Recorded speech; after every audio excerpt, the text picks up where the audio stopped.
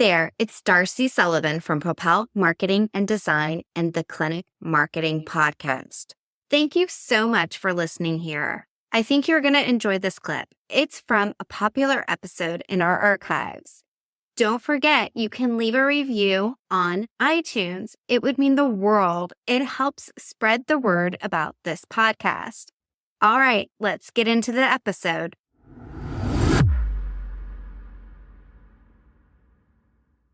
In 1996, Bill Gates coined the phrase, "content is king." But is that still true today?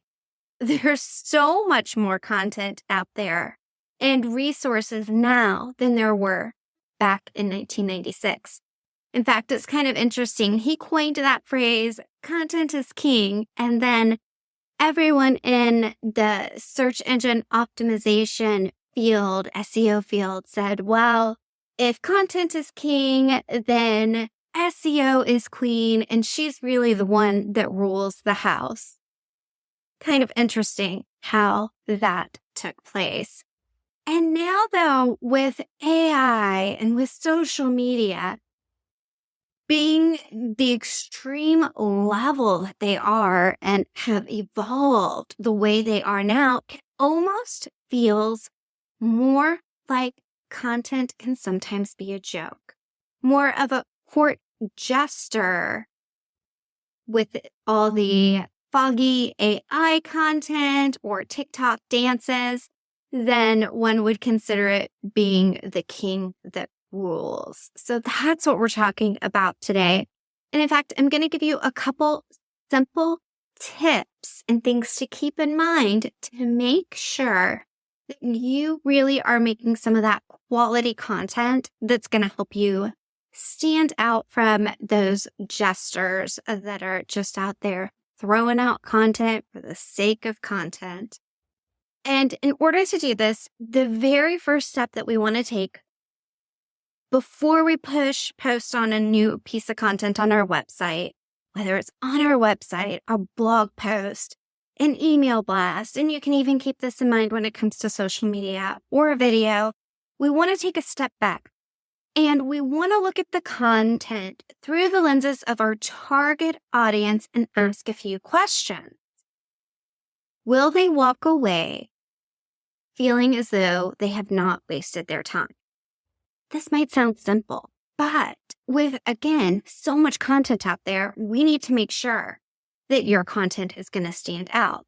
And I think that sometimes people look at it the wrong way in a couple different directions. One, when you're an expert in the field of something, whether you're a doctor or clinic owner, or you work at a clinic, or you've just been so involved with something for so many years, you look at things through a very different lens than somebody who is just getting familiar with that topic. Example here would be when we work with chiropractors or other clinic owners, and they do a lot of doctor talk, which is important, and it definitely puts them in that position of being an authority figure, but we don't want to overwhelm the audience. So we want to sit there and we want to put on the lenses that our target audience would look at when they're reading through the blog post, when they're reading through a page on our website, and say, are they really getting value from this? Because again, there is so much content out there that if somebody lands on your blog post and it isn't organized in a way that's easy for them to scan, or if you did a little clickbait and you told them you were going to supply them with 3 simple steps to do fill in the blank, and they get to that page and it's not what they were expecting, they're just going to leave and jump away. So we want to say, does this really add value? Is it easy to understand? Does it meet the promise that was set forth by the title or the introduction? Now, that does not mean that you should not leverage AI, but you want to be sure to use AI in the proper way. Now, we did a podcast on ChatGPT. You can jump over and listen to that, and we'll include that in the show notes.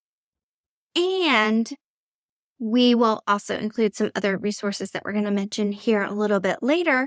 But back in 2022, Google did an algorithm update, and Google does algorithm updates all the time. But this one was its helpful content update. And I was originally going to record this podcast back then, a different variation of it, talking about, well, what exactly is helpful content? But this really does relate to this because you'll see there's an overlap. Now, again, Google does updates all the time, but when you write content for your target audience, providing them value and providing them with information that they assume is going to be on that page, meaning, again, you didn't say, I'm going to give you 3 simple steps to do, fill in the blank, and then the content be something completely different. Google's going to reward you. Google has blatantly stated that the content that it wants to serve to people needs to be the best viable match for what somebody is searching for. Best viable match. That means that if you are creating quality content that meets what somebody is searching for, Google is going to want to serve it up directly to your target audience. And although there is so much AI content out there, all of the AI content out there can be a little redundant and not personal. So keep that in mind if you are using your AI resources. Again, I'm not saying don't use them, but make sure that you're adjusting what information has been delivered to you through these AI sources, and that you make it your own and you format it and that you optimize it before you put it on your website. Now, if you're not familiar with optimizing a website or SEO, please be sure to check out the free training that we have on the 5 secrets to owning the first page of Google without spending money on ads. You can find that by visiting propelyourcompany.com/learn. But going back and taking directly from what Google says, Google wants you to write for your target audience, and then you do have to go back and optimize to make sure it's easy for your audience to find that content. That's where SEO comes in.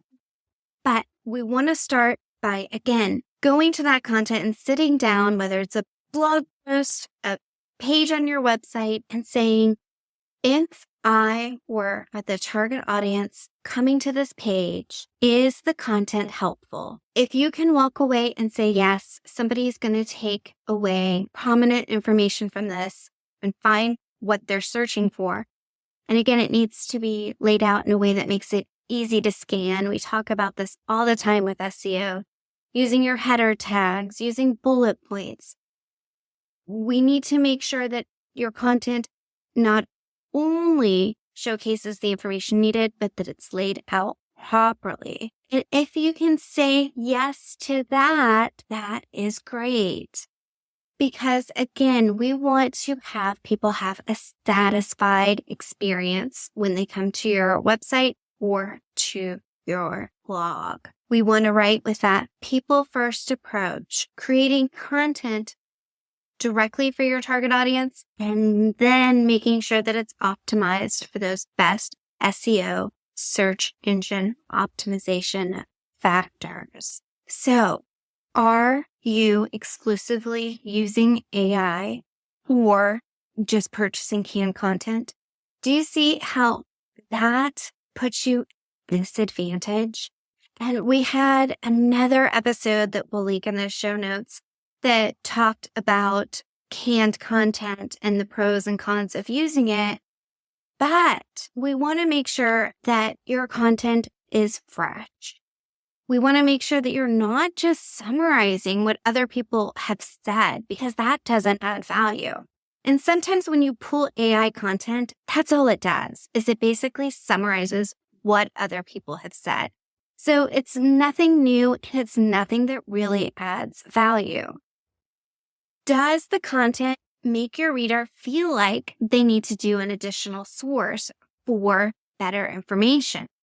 So if your blog post, again, was on 3 simple solutions to fill in the blank, we want to make sure that the content on that page matches that information and that somebody isn't going to come to your site, say, this isn't really what I was thinking that I would find related to this topic, or this isn't organized in a way that makes it easy for me to understand.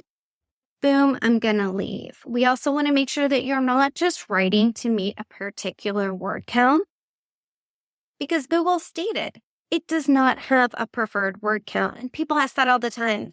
How long should content be? Like, how long should your blog post be? And our response is long form content usually provides a better return because long form content gives you a better chance to dive into a specific topic and provide more value.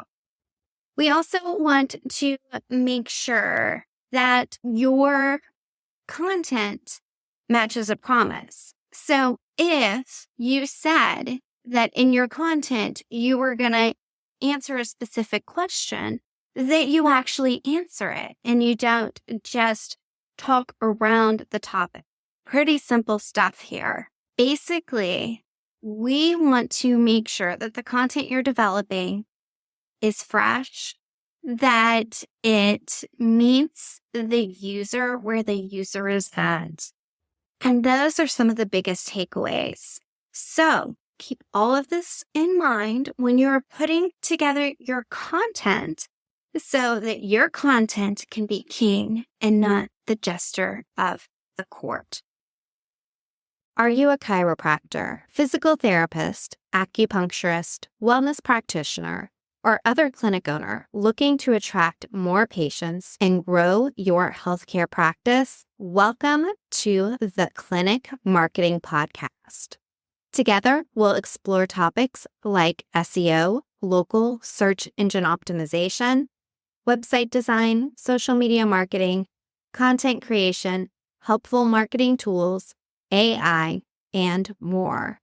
You'll learn how to effectively leverage these tools to increase your online visibility, engage with your target audience, and ultimately drive more traffic to your practice. From understanding the latest marketing trends to implementing best practices, we'll break down complex concepts into easy-to-understand nuggets of wisdom.